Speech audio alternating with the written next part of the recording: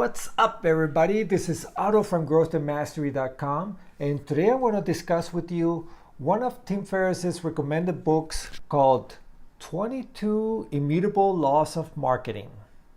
Stay tuned.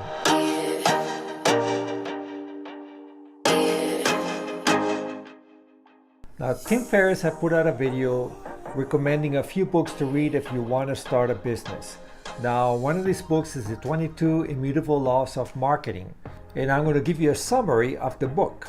Now, I'm going to be doing the reviews of the other books as well, so make sure you subscribe to this channel below to make sure that you get to see the rest of the videos and the rest of the summaries of the other books that he recommends. Basically, Tim Ferriss says that if you don't have time to read this book, you shouldn't really get into a business, because you really want to measure twice and cut once. When you build a business, you could potentially build a monster.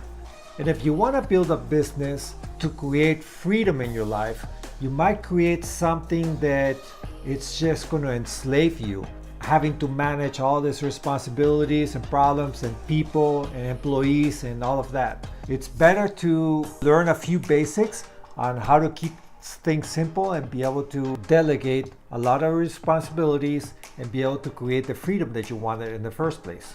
Now about this book, let's get into the nitty-gritty. Idea number one, being first.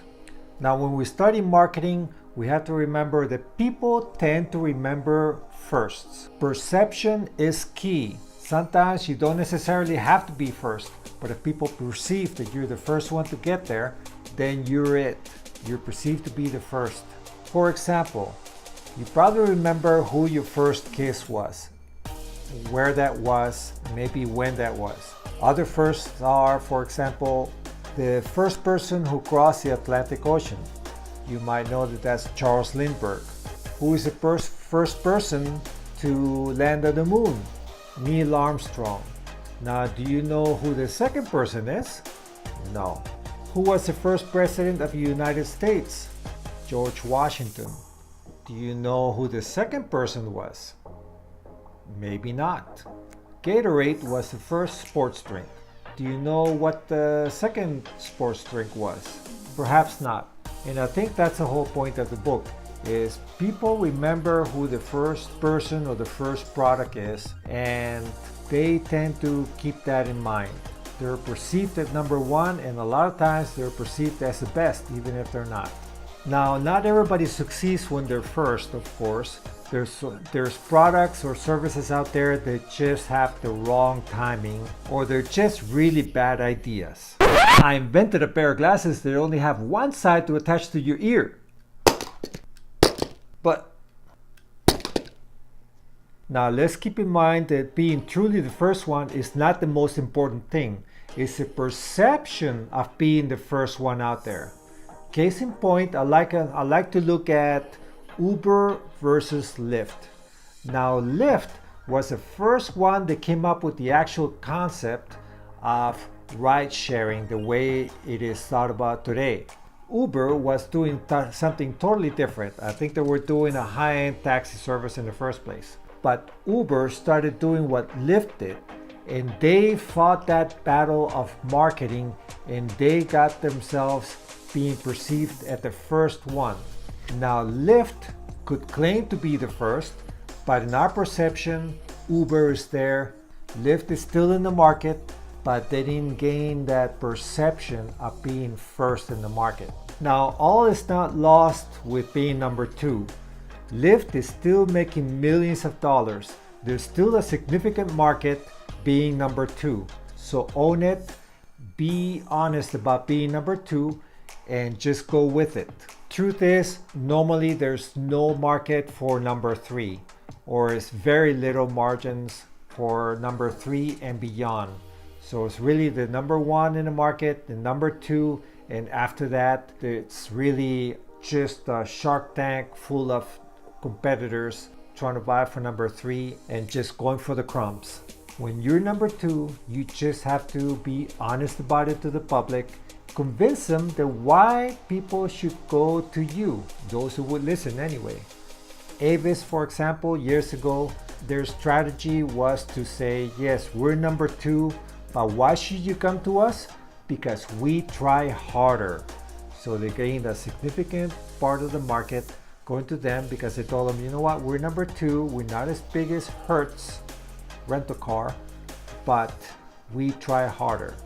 And they remained as number 2, but they got a significant amount of market to be in a good competition. But wait, all is not lost. If you're not number 1 or you're not number 2, if the market's taken, you can still do something about it. And that's idea number 2, which is creating your own category. Now, this is a law of category that Tim Ferriss said to focus on when reading this book. To understand this principle, let me ask you a question.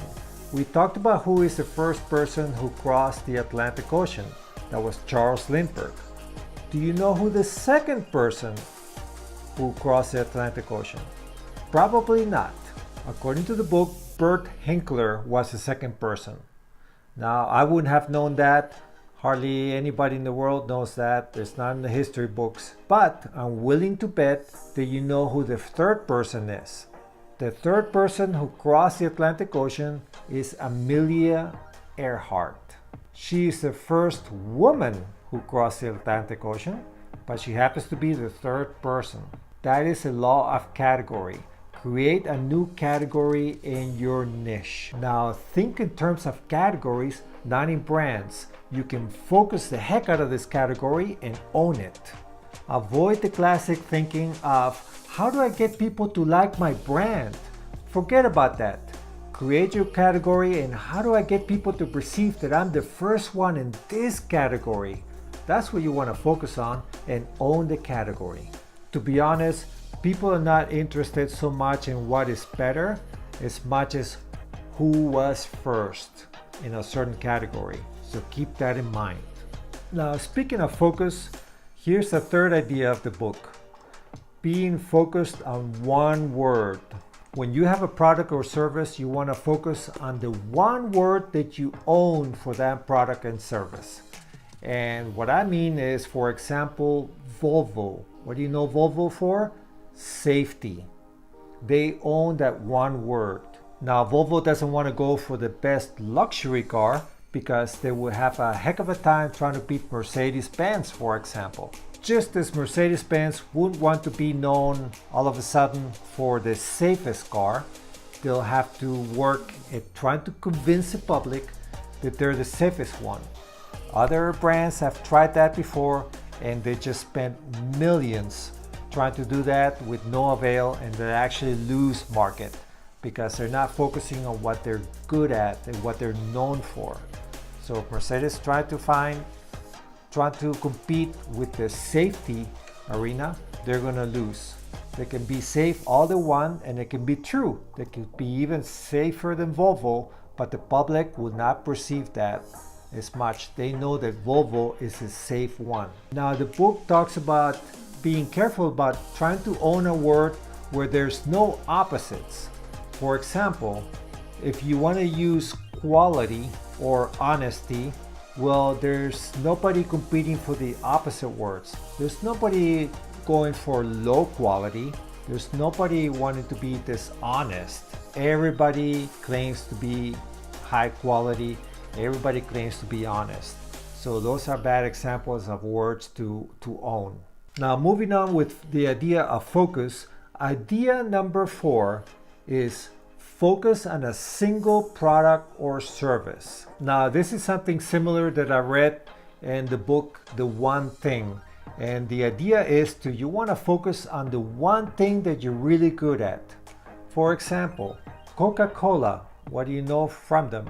Well, they're a refreshment drink. You don't know Coca-Cola for making great cars, just as well as you don't know Mercedes-Benz for making a great chocolate bar. Now, these businesses can very well put millions into producing the best alternate product that they thought about, but do you really want to trust having a chocolate bar made from Mercedes-Benz? That'd be weird. You stay with what you know.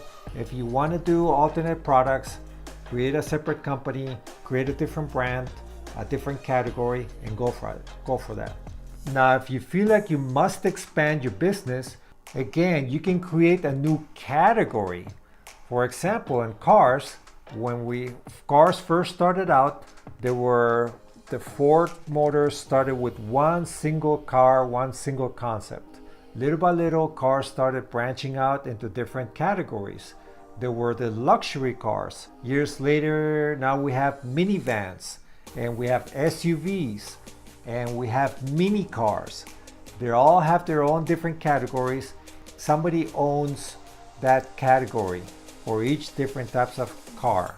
Have a new brand for that category and own that one. Idea number 5, stay flexible. You can't predict the future.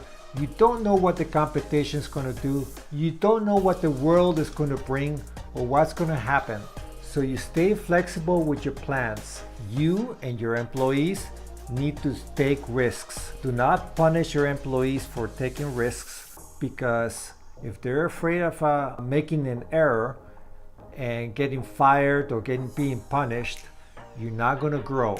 The only way to grow is taking risks, staying flexible, and continue on with whatever the world brings to you. People and businesses only have achieved great things with trial and error and a lot of failures. Maybe if I could just tape it to the side, and if I could just tie it around my head, and then I only need one side, hey, it works. Fine, some things are still a bad idea. Now, to review the main points that we talked about, the first one is being first. Being first, not so much being the actual first one in the business, but being the first one in the perception of your customers. The second main point was the law of categories. Remember, you can always create a new category in the market, in an industry. The third main point is to focus. Choose one word and make sure you're known for that word. For example, Volvo is known for safety. Number 4 is focus on a single product. Now, if you want to branch out, then create different categories, a different brand, and go for that as well. But otherwise, focus on what you're good at. Coca-Cola is good at making, well, Coca-Cola and not a chocolate bar. And lastly, stay flexible with yourself, with your employees, and with your company. Encourage risks, encourage failure. Only through trial and error, you're going to create great things. That's it, guys. Thank you so much for watching. Make sure you subscribe to this channel, and do me a favor and give it a like if you liked it. And make sure you comment below. Let me know, what else would you add to your marketing campaign for your company? I'm going to be reviewing more books that Tim Ferriss recommended for reading, and I want to encourage you to grow and master your life.